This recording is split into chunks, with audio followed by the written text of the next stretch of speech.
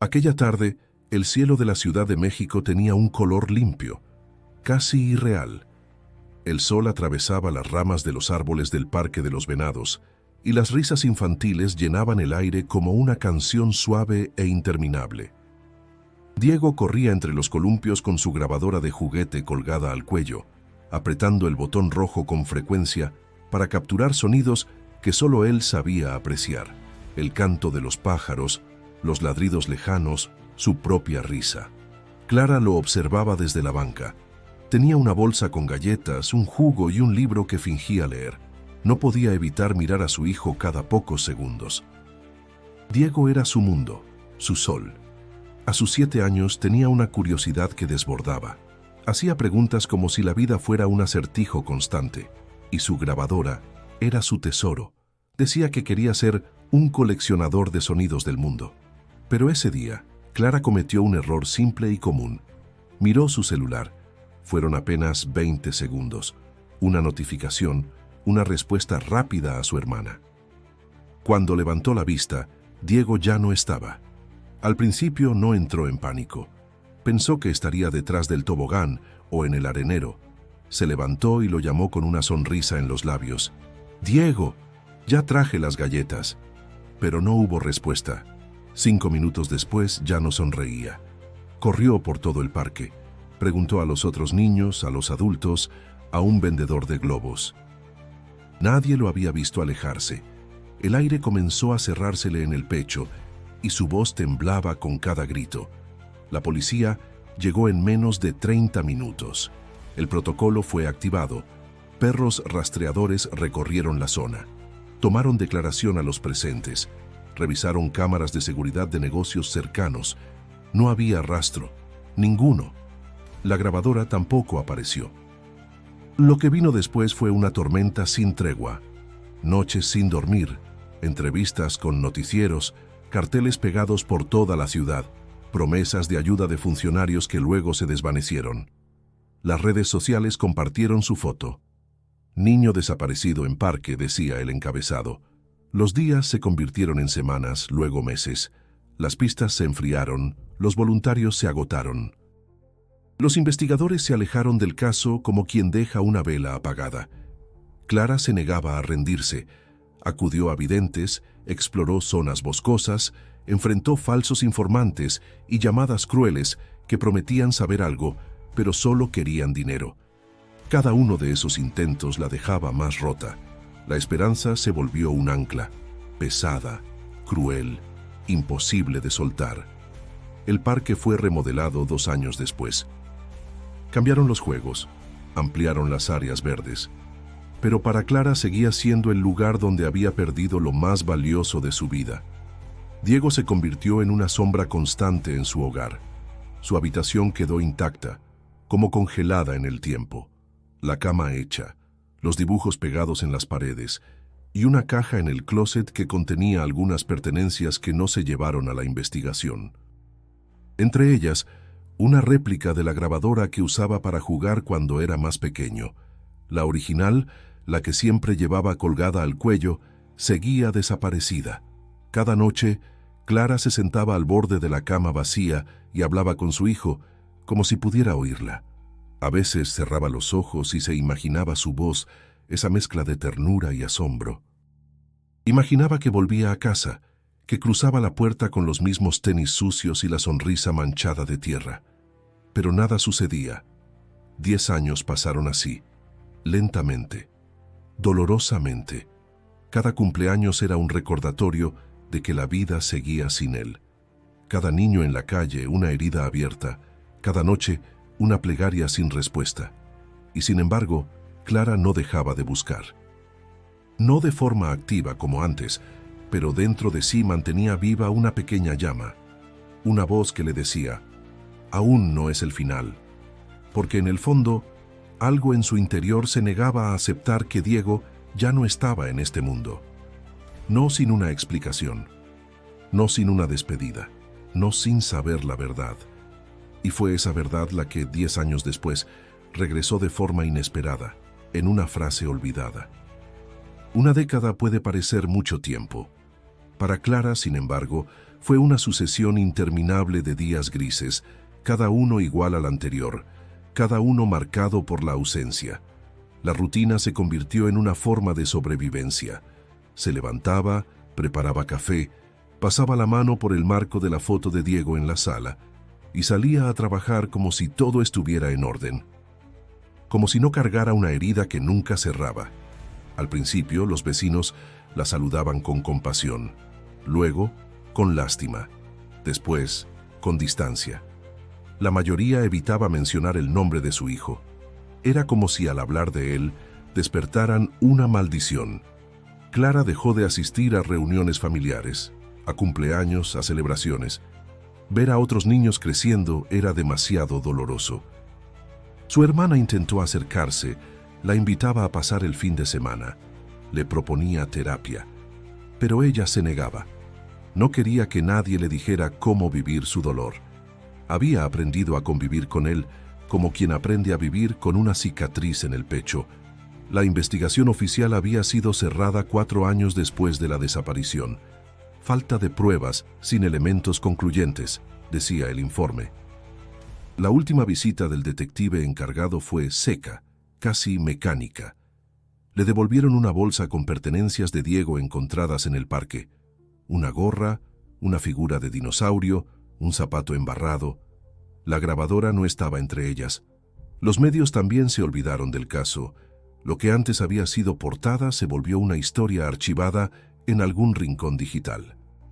Solo quedaban foros en línea, donde algunos teóricos discutían desapariciones similares, buscando conexiones, pistas que las autoridades jamás consideraron. En su casa, Clara mantenía intacto el santuario del recuerdo. Cada objeto, cada dibujo de Diego seguía en su lugar. Las paredes de su cuarto estaban decoradas con sus cosas favoritas: un póster del sistema solar, una estantería con libros de dinosaurios y la pequeña caja azul donde él guardaba sus tesoros sonoros. Esa caja había sido un regalo del padre de Diego antes de irse para siempre. Allí su hijo guardaba cosas que le parecían importantes para el sonido del mundo: piedras, canicas, conchas, trozos de plástico que hacían ruidos raros. Y en el fondo, como si estuviera esperando su momento, dormía la réplica de la grabadora. No tenía baterías. Clara la había guardado años atrás sin pensar. No podía deshacerse de ella. No por el objeto, sino por lo que representaba. Era lo único que su hijo no soltaba nunca. Había algo simbólico en mantenerla allí, silenciosa, quieta, como el eco de una voz detenida en el tiempo. Cada vez que abría esa caja, sus manos temblaban. A veces lo hacía solo para sentir que estaba tocando algo que Diego había amado. Era un ritual doloroso, pero necesario, una forma de mantener el vínculo. Con el tiempo, Clara comenzó a escribir en un cuaderno. No eran cartas ni poemas, solo fragmentos de lo que recordaba de su hijo, frases que decía, preguntas curiosas, juegos inventados. Era su forma de no dejar que la memoria se desvaneciera. Una noche, después de un día particularmente difícil, se sentó frente a la caja azul. La abrió lentamente, como siempre, y sacó la grabadora. La sostuvo en sus manos como si fuese un artefacto frágil. Presionó el botón de grabar por instinto, aunque sabía que no funcionaba. No había baterías, pero al hacerlo, por un instante, juraría haber sentido una vibración leve, como un pulso. Pensó que era su imaginación. Volvió a colocarla en la caja y cerró la tapa con cuidado. Se levantó, apagó las luces y se fue a dormir. Esa noche, soñó con Diego por primera vez en años. Estaba en el parque riendo, corriendo hacia el gran árbol que solía escalar. Al llegar, se volteaba y le decía algo, pero Clara no podía oírlo. La voz estaba lejana, como envuelta en estática. Se despertó con el corazón agitado y una sensación extraña. Algo diferente flotaba en el ambiente, como una presión sutil en el aire. Se levantó, caminó hacia la habitación de Diego y abrió la puerta. Nada había cambiado, y sin embargo, algo estaba por suceder. Algo que rompería 10 años de silencio absoluto. Algo que estaba allí, esperando, en el rincón más olvidado del pasado. Eran las 3 de la madrugada cuando Clara despertó de golpe. Un sonido seco, casi metálico, retumbó en la casa silenciosa. Al principio pensó que venía de la calle, tal vez un auto, algún ruido lejano. Se sentó en la cama, atenta. Pasaron varios segundos en completo silencio. Entonces lo oyó de nuevo. Un clic, seguido de un murmullo breve. El sonido provenía del cuarto de Diego. Su cuerpo se tensó, no por miedo, sino por una certeza súbita e inexplicable. Caminó descalza por el pasillo, conteniendo la respiración. Abrió lentamente la puerta y encendió la luz. Todo estaba en su lugar, pero el sonido regresó. Esta vez, claro, directo, como si alguien hablara justo al lado. «Mamá, está detrás del árbol». La frase flotó en el aire por un segundo eterno. Clara sintió un escalofrío que le recorrió la espalda. Su mirada se dirigió instintivamente a la caja azul sobre la repisa. Caminó hasta ella y la abrió con manos temblorosas. La grabadora estaba allí. No tenía baterías. Lo había comprobado cientos de veces. La levantó, observándola como si fuese un objeto desconocido. Presionó el botón de reproducción. Silencio. Volvió a pulsarlo. Nada. Apretó la tapa del compartimento de las baterías, vacío como siempre. Y sin embargo, esa voz había salido de allí. La frase seguía repitiéndose en su mente. «Mamá, está detrás del árbol». Reconocía esa voz. Era la de Diego. Pero no como niño de 7 años, sino un poco más mayor. Como si el tiempo también hubiera pasado para ella dentro de esa grabación. Se sentó en la cama con la grabadora en el regazo. Su respiración era irregular, entrecortada.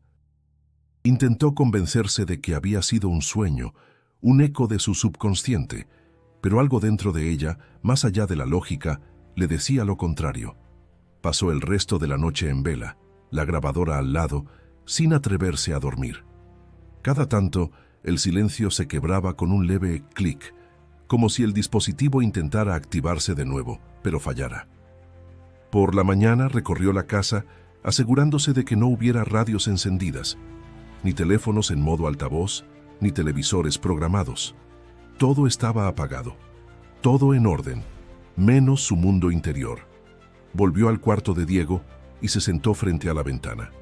Desde allí podía ver una parte del parque a la distancia. Recordó la última vez que lo había visto corriendo, con su camiseta verde y los pantalones cortos. Recordó cómo solía esconderse detrás del gran árbol de la colina, su lugar favorito para jugar a las escondidas. Clara llevaba años evitando ese parque, pero ahora esa frase parecía una invitación o una pista. Decidió no decirle a nadie lo que había ocurrido. No porque dudara de su cordura, sino porque no quería oír explicaciones racionales que apagaran esa chispa que se había encendido en su interior. No necesitaba pruebas, solo necesitaba seguir esa voz. Esa noche volvió a tomar la grabadora. Esta vez la colocó sobre la mesa del comedor y la observó durante horas, como si esperara que hablara por sí sola. No lo hizo. Pero en su interior, algo había cambiado. Había una nueva urgencia, una sensación de movimiento después de tanto tiempo detenida.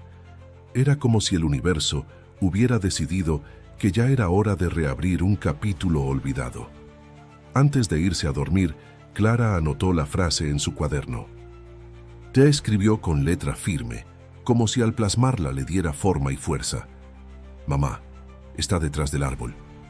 Y justo debajo, otra frase brotó sin que se lo propusiera. No estoy sola, porque por primera vez en muchos años sentía que alguien, o algo, estaba tratando de comunicarse con ella desde el otro lado de la ausencia. Amanecía cuando Clara tomó la decisión. No lo pensó demasiado, no lo planeó. Solo sintió que tenía que ir. Se vistió con lo primero que encontró, metió la grabadora en su bolso y salió sin desayunar. El aire matutino tenía un olor distinto, como a tierra recién regada. Caminó sin mirar a nadie, con el paso firme de quien va a enfrentar algo inevitable. Al llegar al Parque de los Venados, se detuvo en la entrada. No lo visitaba desde hacía una década. Aunque las remodelaciones lo habían cambiado, su estructura básica seguía allí. Reconocía los senderos, los árboles, la fuente central, pero era el gran árbol lo que buscaba. Avanzó por el camino de tierra, sus pasos amortiguados por las hojas secas. Cada rincón parecía cargado de ecos, niños jugando, madres conversando, perros ladrando. Pero para Clara todo sonaba lejano, como si estuviera atravesando una escena congelada en el tiempo. Llegó a la colina donde solía jugar Diego. Allí estaba el árbol, más grande, más viejo, sus ramas extendidas como brazos cansados. Se detuvo frente a él. Lo observó como quien enfrenta a un testigo silencioso. Sacó la grabadora del bolso, la sostuvo con fuerza. No había emitido más sonidos desde aquella noche, pero en ese momento, Clara sentía que no necesitaba que hablara. Lo importante era estar allí. Caminó lentamente alrededor del árbol. Buscaba algo, no sabía qué, un indicio, una pista. Fue entonces cuando notó una pequeña marca en la corteza. Se agachó para observarla mejor. Eran iniciales, una D y una C, talladas con torpeza. Clara sintió que el corazón se le detenía por un segundo. Diego y Clara, su hijo siempre firmaba sus dibujos así. Pasó los dedos por la marca. Estaba vieja, casi cubierta por el musgo. No era reciente. Eso solo podía significar una cosa. Diego había estado allí, tal vez justo antes de desaparecer. ¿Por qué tallaría eso? Para que ella lo encontrara. Una corriente eléctrica le recorrió el cuerpo. Se arrodilló frente al árbol, sintiendo que algo la guiaba. Escarbó con las manos en la tierra húmeda, como si supiera exactamente dónde hacerlo. No pasó mucho tiempo antes de que sus dedos tocaran algo duro, un objeto pequeño, cubierto de barro. Lo limpió con el borde de su suéter. Era una figura de acción, una de las favoritas de Diego. Un astronauta con un brazo roto. Clara lo reconoció de inmediato. Lo había comprado en un mercado de pulgas cuando Diego tenía 5 años. Él decía que ese astronauta podía ir a lugares donde nadie lo ve. Siempre lo llevaba al parque. Sus ojos se llenaron de lágrimas. No cabía duda. Eso había sido enterrado por su hijo. ¿Pero por qué? El hallazgo era mínimo, pero para Clara significaba todo. Era la primera señal física, tangible, de que Diego había dejado algo atrás. Algo que nadie más había encontrado en 10 años. Se quedó allí largo rato, sentada junto al árbol, con la figura entre las manos. Observaba a los niños jugar a lo lejos. Algunos se subían a los columpios, otros corrían con sus padres. Era una escena común, cotidiana. Y sin embargo, en su interior algo se había reactivado. Ya no se trataba solo de un recuerdo. Había una pista, un llamado, una dirección. Clara sabía que estaba empezando algo. No sabía a dónde la llevaría. Pero lo que antes era solo un duelo estancado, ahora se transformaba en búsqueda. Antes de irse, volvió a mirar la marca en la corteza. La acarició como si se despidiera. Y justo cuando se levantaba para marcharse, una brisa leve movió las hojas sobre su cabeza y algo cayó a sus pies. Un pedazo de cinta adhesiva vieja, sucia, con letras desdibujadas. La levantó con cuidado. Apenas se leía algo, pero alcanzó a distinguir la palabra grabar. Se quedó inmóvil por un instante. Luego, guardó la cinta en el mismo bolso donde llevaba la grabadora. Al irse del parque, Clara no sentía miedo. Sentía dirección. Clara regresó del parque con la figura del astronauta y la cinta vieja en el bolso. Aquella noche, en vez de agotamiento, sintió una especie de impulso, como si algo dormido en ella se hubiera despertado. Abrió su laptop, conectó la grabadora con un cable adaptador y trató de verificar si aún podía recuperar audios antiguos. No obtuvo nada, pero no se rindió. Al día siguiente comenzó a hacer llamadas. Contactó a antiguos vecinos, viejos conocidos, incluso a madres que solían ir al parque hace años. Preguntaba con cautela si recordaban algo del día de la desaparición, si habían notado algo extraño, cualquier detalle. La mayoría respondió con frases cortas, evasivas. Muchos ni siquiera querían hablar del tema. Uno de ellos, sin embargo, le dio un nombre: Don Emilio, un anciano que solía vender helados en las inmediaciones del parque. Clara lo encontró en una colonia cercana. Aún vivía en la misma casa, ahora atendido por su hija. El hombre, de mirada nublada y voz temblorosa, tardó unos minutos en ubicarla, pero cuando lo hizo, asintió despacio. «Yo me acuerdo de usted y del niño», dijo con pesar. Clara contuvo la emoción. Le mostró la figura del astronauta. Don Emilio la miró con atención, pero no la reconoció. Sin embargo, lo que vino después fue más importante. Ese día hubo un hombre. Bajó la voz. No era de por aquí. Llevaba un perro grande, negro. Se quedaba cerca del árbol, solo mirando.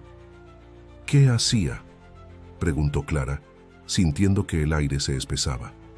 Nada. Solo estaba ahí. Como esperando algo. Cuando pasó todo ya no estaba. Nadie lo mencionó, pero yo lo vi. Lo vi varias veces, de hecho. Venía siempre los jueves. Esa información la dejó sin palabras. Nunca, en todos los reportes que había leído, se mencionaba a un hombre con perro. No figuraba en los testimonios. ¿Cómo era posible que se les escapara eso? Tomó nota, agradeció con el corazón oprimido y salió con una mezcla de angustia y esperanza. Tal vez no estaban tan lejos de la verdad. Tal vez siempre hubo algo o alguien entre ellos, invisible por rutina o negligencia. Esa noche, Clara sacó una vieja caja con recortes del caso. Fotografías, noticias, papeles oficiales, todo lo que había conservado en una década. Clasificó, ordenó y comenzó a hacer conexiones. ¿Quién era ese hombre? ¿Aparecía en alguna grabación? ¿Podría alguien haberlo identificado? Pero había demasiadas preguntas y muy pocas respuestas. Entonces, recordó a Andrés. Era un periodista que cubrió el caso de Diego los primeros meses. Había sido amable, atento y, a diferencia de otros, no se acercó por morbo. Había dejado su número en una de las entrevistas. Clara lo encontró entre los papeles. Marcó con dudas.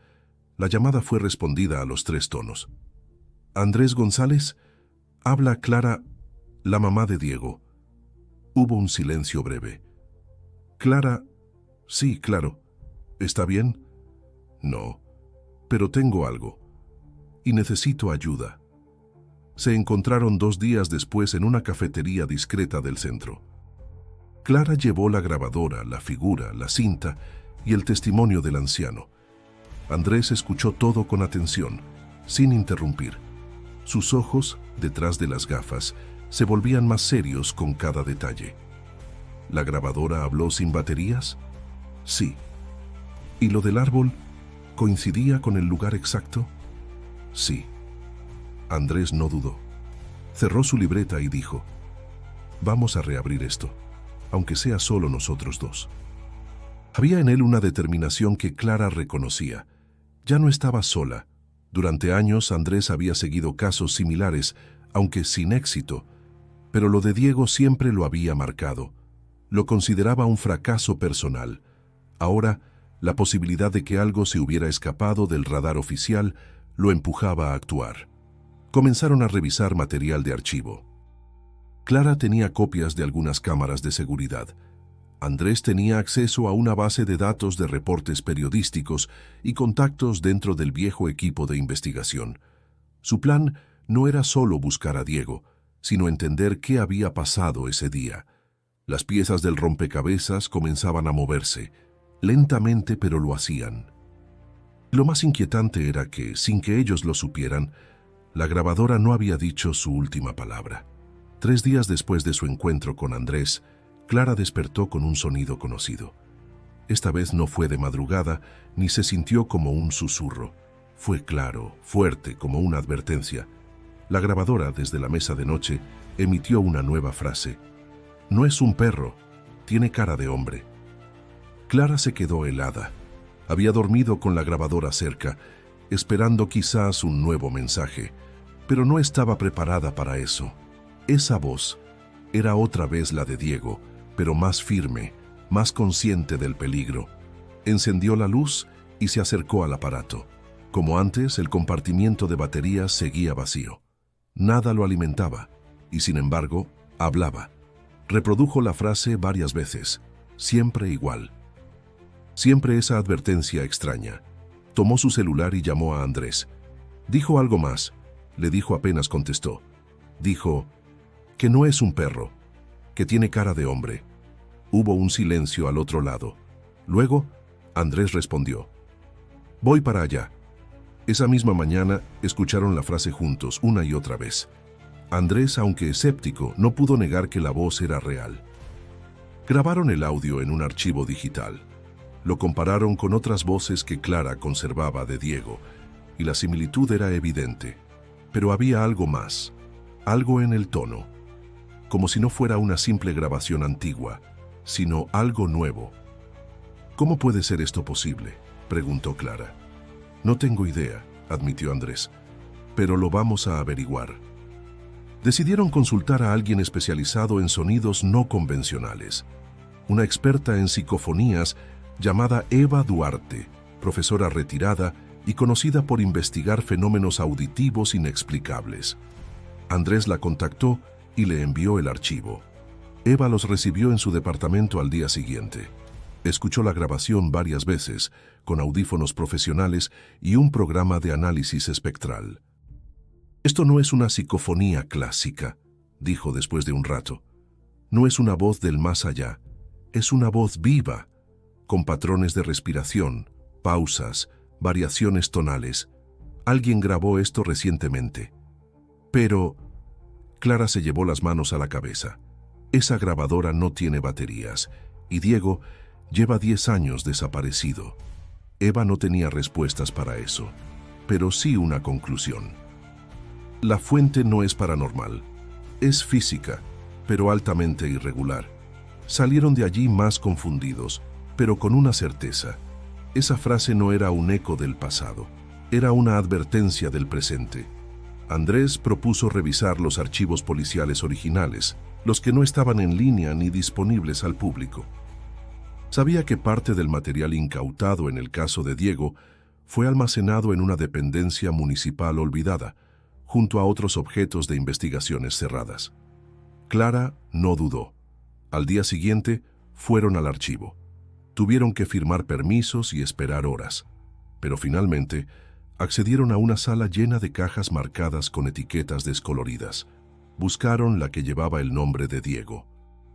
Allí encontraron varios objetos: dibujos, papeles escolares, la ropa que llevaba el día que desapareció y fotografías tomadas durante la investigación. Andrés examinó cada uno con atención. Clara, en cambio, se detuvo frente a una hoja arrugada. Era un mapa del parque, hecho a mano por uno de los oficiales con marcas de los puntos de búsqueda. Y justo detrás del árbol había una anotación apenas legible. Vecino reportó figura sospechosa. Zona sin acceso revisada superficialmente. ¿Figura sospechosa?, murmuró Clara. ¿Por qué no está en el informe final? Andrés tomó una foto con su celular. Esa línea, ignorada por años, ahora cobraba una nueva dimensión, porque la frase de Diego parecía referirse precisamente a esa figura. Algo que parecía perro, pero con cara de hombre. Clara sintió una mezcla de terror y urgencia. Había una verdad enterrada bajo informes olvidados, descripciones vagas y falta de seguimiento. Y esa verdad, por alguna razón, estaba empezando a manifestarse de nuevo. Cuando salieron del archivo, el cielo estaba cubierto. Una lluvia fina comenzaba a caer. Clara guardó la grabadora en su bolso, más decidida que nunca. «No voy a parar», dijo. «No importa lo que haya sido, no importa lo que signifique. Si Diego dejó estos mensajes, si su voz sigue aquí, yo voy a seguir escuchándola». Y Andrés, aunque aún luchaba por entenderlo todo, solo asintió. Porque había algo en la mirada de Clara que no dejaba lugar a dudas. Era una madre guiada por algo más fuerte que el miedo. En los días siguientes, Clara y Andrés se sumergieron en una nueva búsqueda. Ya no se trataba solo de Diego. Había una figura en las sombras, una presencia que aparecía mencionada en fragmentos dispersos, como si siempre hubiese estado al margen de la historia. Andrés propuso revisar otras desapariciones infantiles, ocurridas en parques similares. Su instinto periodístico le decía que no podía ser un caso aislado. Comenzaron con bases de datos, archivos digitales de la prensa y foros donde usuarios anónimos relataban sucesos extraños. Fue allí donde encontraron algo inquietante. En un blog abandonado, escrito por un exvigilante del parque hundido, se mencionaba una criatura que había sido vista en la década anterior, alta, encorvada, con pelaje oscuro y ojos demasiado humanos.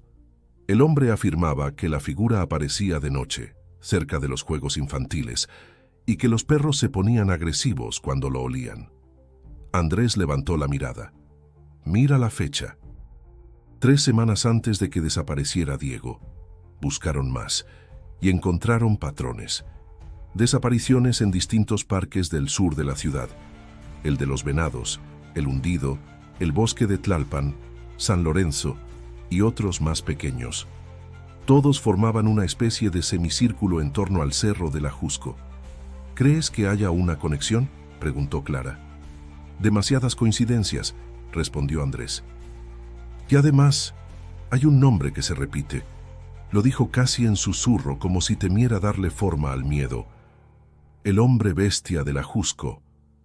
Había registros desde los años 60, leyendas urbanas transmitidas en voz baja. Nadie tomaba en serio esas historias. Eran cuentos de fogata, pero los detalles coincidían demasiado con lo que Clara había oído en la grabadora. Ser peludo, caminar erguido, tener cara de hombre. Ella se negaba a creer en monstruos, pero no podía negar los hechos. Clara comenzó a hablar con personas que vivían cerca del Ajusco. En un tianguis, una mujer le contó que su abuela solía decirle que no bajara sola al bosque porque el nahual de los niños rondaba por ahí. Otro joven mencionó que escuchaban ruidos extraños por las noches, como gruñidos que no venían de ningún animal conocido. Todo era tan absurdo como inquietante, pero lo que terminó de sacudirlos fue una conversación con un guía de senderismo local, Julián. ¿El hombre con cara de perro? Sí, dicen que aparece donde hay silencio y sombra, comentó mientras cargaba equipo de montaña. Muchos no creen, pero yo vi algo hace años, alto como 2 metros. Caminaba erguido, pero se movía como bestia, y olía a muerto.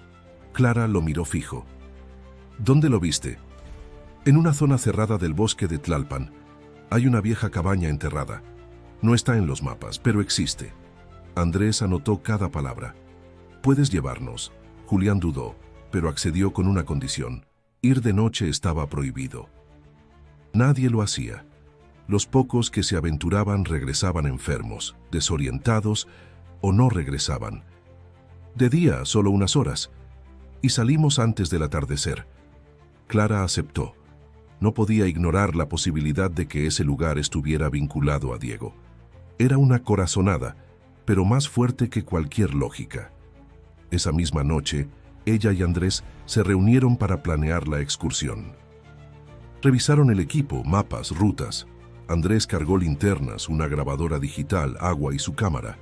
Clara llevaba la vieja grabadora de Diego. ¿Y si encontramos algo?, preguntó él. Entonces no nos detenemos, respondió Clara, con una voz que ya no era la de una madre rota, sino la de una mujer decidida a recuperar lo que le fue arrebatado. Ambos sabían que estaban entrando en un terreno incierto.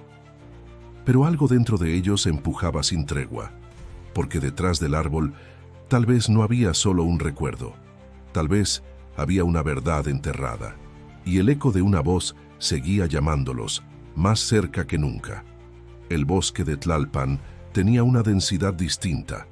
A pesar de ser un espacio recreativo y conocido, al adentrarse más allá de los senderos marcados, el ambiente cambiaba.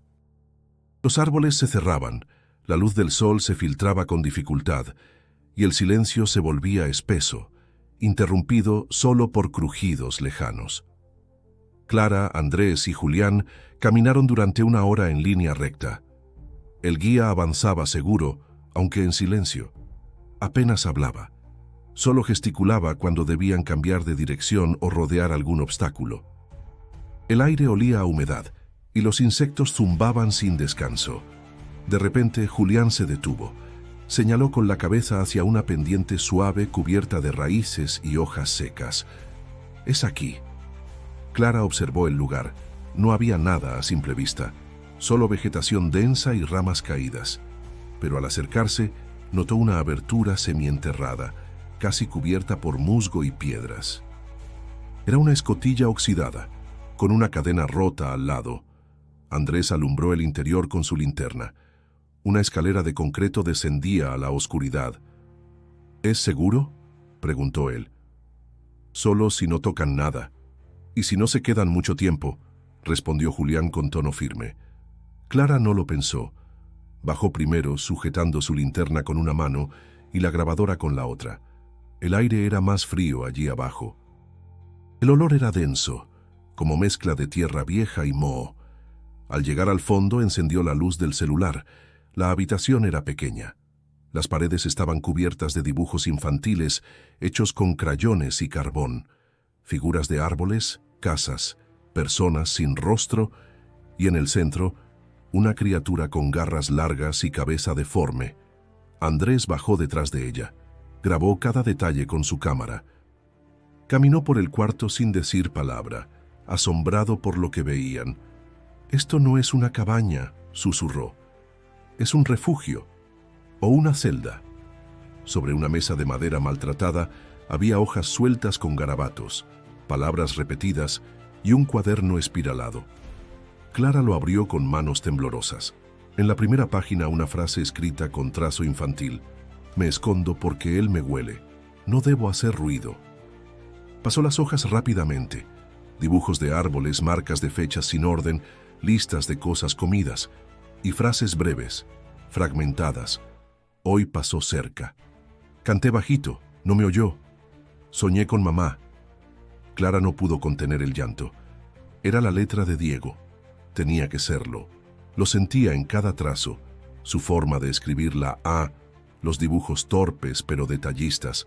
Lo sabía. Su hijo había estado allí. En la pared del fondo, al lado de una colchoneta vieja, había una caja de zapatos. Clara se acercó y la abrió. Dentro encontró pequeños objetos, tapas de botella, ramas con formas extrañas, un pañuelo infantil sucio y varias cintas de grabación, todas con etiquetas escritas a mano. Día 1 sin sol. Ruidos fuertes. No lo mires. Clara tomó una y la acercó a su grabadora. Dudó unos segundos. Luego la insertó. El dispositivo emitió un zumbido. Luego una voz suave comenzó a escucharse. «Mamá, hoy comí pan viejo. Encontré agua en la piedra. No he cantado porque está cerca, pero me acuerdo de ti, de tu voz». La voz era de un niño, de Diego, pero ya no tenía el tono alegre de sus grabaciones anteriores. Sonaba apagado, contenido, como si hablara desde la oscuridad. Andrés no dejaba de grabar, pero su rostro se endurecía más con cada palabra. Aquello no era una alucinación, era un testimonio vivo. «¿Cuántas grabaciones habrá?», preguntó en voz baja. «No lo sé, pero quiero oírlas todas». En ese momento, un sonido agudo atravesó el aire. Un silbido breve, como si alguien hubiese soplado desde arriba. Julián, aún en la entrada, les gritó: «¡Ya viene alguien!». Pero Clara no lo oyó. Estaba paralizada sosteniendo otra cinta cuando algo más la detuvo. Una voz distinta. Desde el pasillo oscuro, más allá de la habitación, una canción comenzó a sonar. Suave. Una melodía infantil, conocida. Era la misma que Diego solía grabar en casa, la que cantaba con su voz dulce antes de dormir. Clara giró hacia el sonido. Su cuerpo entero temblaba. Andrés la tomó del brazo. «¿Lo oyes?». Ella solo asintió, porque al final de ese pasillo, más allá del miedo, estaba la prueba definitiva. Diego estaba vivo. Clara no podía moverse. La canción seguía sonando, envolviendo el ambiente con una ternura que contrastaba brutalmente con la oscuridad del refugio. Su mente quería correr, su cuerpo quería avanzar. Pero su corazón latía con tanta fuerza que apenas podía respirar. Andrés la sostuvo con firmeza. «No estás sola», dijo en voz baja. Julián, desde arriba, repetía con urgencia que debían salir. Pero ya era tarde para retroceder. Clara soltó la linterna, tomó la grabadora con ambas manos y se adentró por el pasillo que conducía hacia el origen de aquella melodía. Cada paso parecía más profundo que el anterior. El aire se volvía más denso, como si hubiera sido sellado por años. El eco de la canción se intensificaba, resonando entre las paredes de piedra. Y entonces lo vio. Una figura encogida en la esquina de una habitación aún más pequeña. El cabello largo, cubierto de tierra. La ropa en harapos. Era delgado, casi transparente. Tenía una manta sobre los hombros y un cuaderno en las manos. Clara se detuvo al borde de la entrada. ¿Diego? La figura no respondió de inmediato. Bajó lentamente el cuaderno. Giró el rostro con una mezcla de miedo y confusión. Sus ojos, grandes y oscuros, se clavaron en ella. No había gritos, no hubo lágrimas, solo un susurro quebrado. «Mamá». Clara cayó de rodillas, sin poder creer lo que veía. Su hijo, su pequeño, ahora un adolescente de 17 años, estaba vivo, cambiado, marcado, roto, pero vivo. Se arrastró hacia él y lo abrazó. Sintió sus huesos bajo la piel, su respiración temblorosa, su olor a encierro. Diego no lloraba, solo se aferraba a ella con fuerza, como si temiera que desapareciera. Andrés llegó segundos después, sin aliento.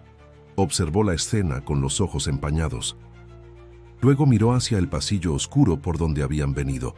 «Tenemos que salir, rápido». Pero justo cuando Clara se incorporaba, un ruido seco se escuchó desde más atrás. Algo o alguien se movía en la caverna. Un gruñido bajo, gutural, que no pertenecía a ningún ser humano. Diego se estremeció y murmuró: «Él viene». Clara sintió el pánico treparle por la columna. Tomó a Diego del brazo. Andrés desenfundó su linterna y enfocó hacia el fondo del pasillo. Por un segundo no vieron nada. Luego, una silueta emergió de las sombras. Era enorme.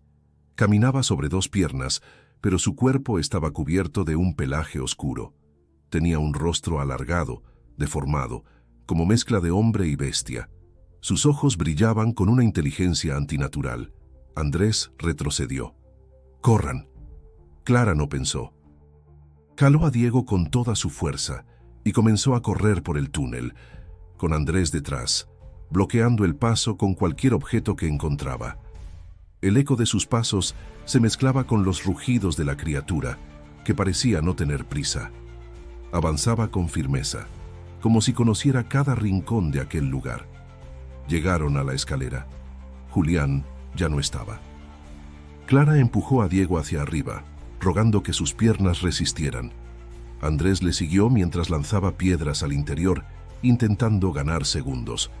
La criatura apareció en la base de la escalera justo cuando Clara emergía al exterior. El sol ya se filtraba entre los árboles. La bestia se detuvo.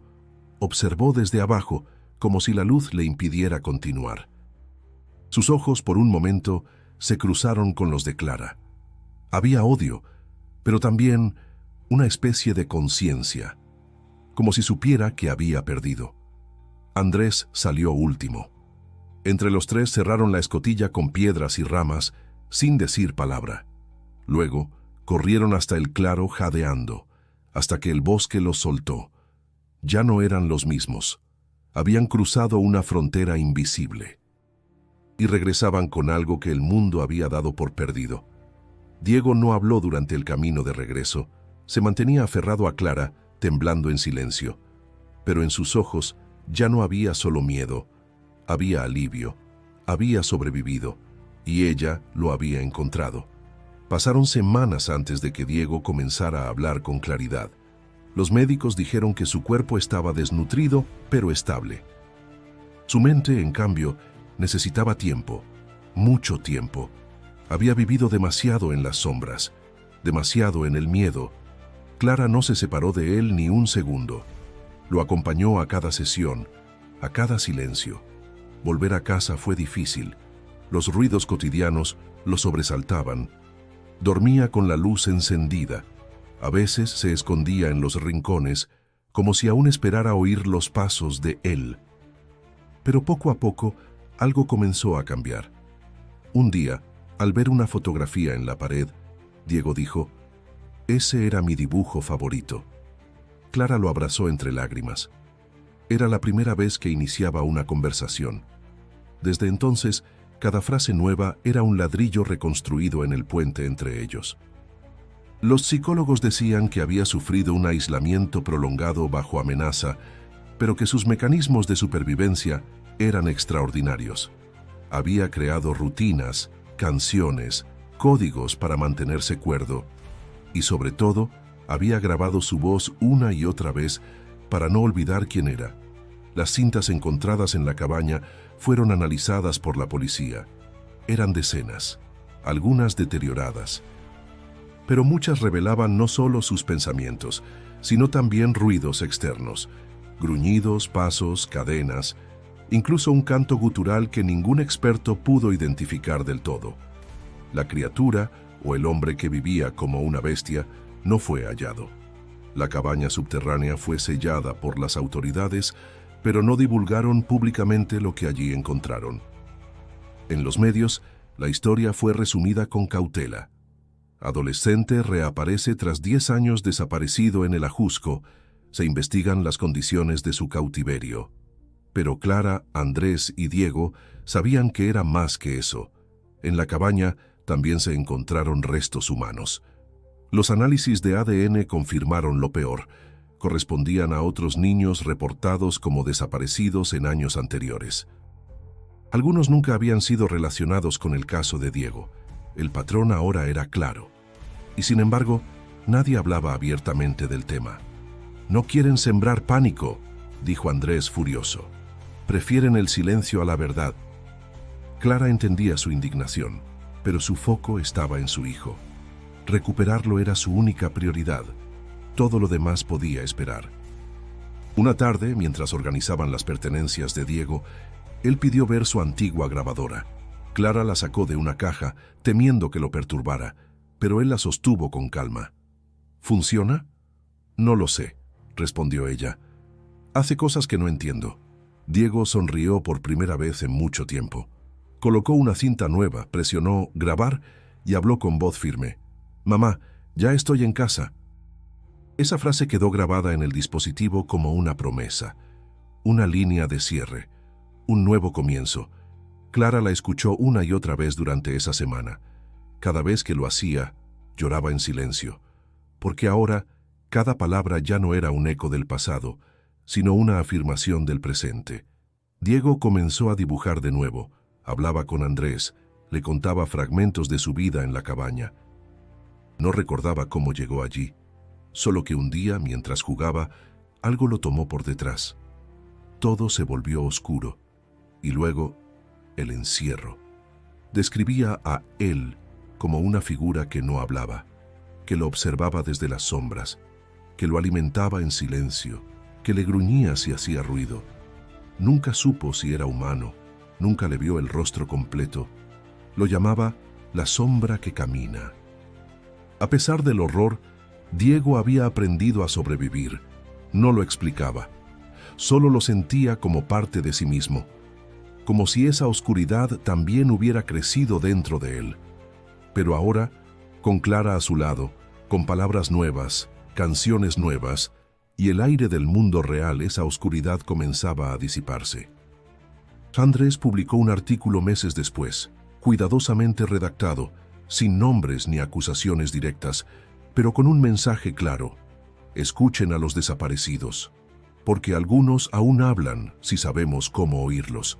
Y tú, que llegaste hasta aquí, recuerda que a veces las verdades más ocultas no necesitan ser inventadas, solo necesitan ser escuchadas. Suscríbete al canal para más historias reales, profundas e impactantes como esta. Y haz clic en el siguiente video, sugerido en pantalla, para seguir explorando los misterios que otros prefieren callar.